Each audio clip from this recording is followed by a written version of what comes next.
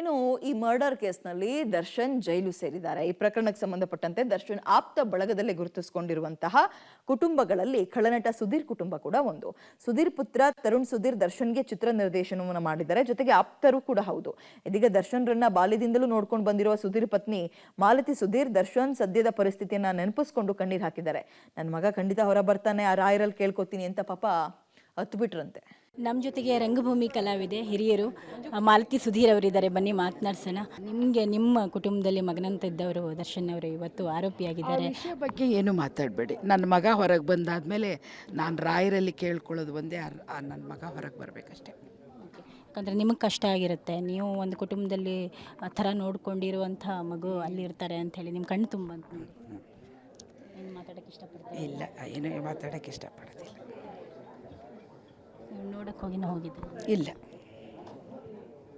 ತರುಣ್ ಅವ್ರ ಹತ್ರ ಏನಾದರೂ ಕೇಳಿ? ಇಲ್ಲ, ನಾವು ಯಾವ ವಿಷಯವಾಗಿ ಏನೂ ಮಾತಾಡಿಲ್ಲ. ಮೌನ, ನೋವಿರುವಾಗ ಮೌನ ಇರುತ್ತೆ ಅಲ್ವಾ, ದುಃಖ ಇರುವಾಗ ಮೌನ ಇರುತ್ತೆ ಅಷ್ಟೇ. ನಾವು ಮೌನವಾಗಿದ್ದೀವಿ. ನಾನು ಅವನು ಜಾಸ್ತಿ ತರುಣನೇನು ಮಾತಾಡ್ಸಲ್ಲ, ಅವನು ನನ್ನೇನು ಮಾತಾಡ್ಸಲ್ಲ.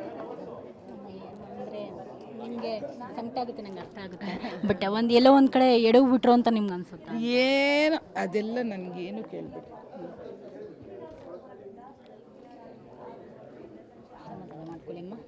ಥ್ಯಾಂಕ್ ಯು ಸೊ ಮಚ್ ಅಮ್ಮ. ಈಗ ಚಿತ್ರ ಪಾತ್ರ ಮಾಡ್ತಾ ಇದ್ದೀರಾ, ಒಳ್ಳೆಯದಾಗಲಿ ನಿಮಗೆ.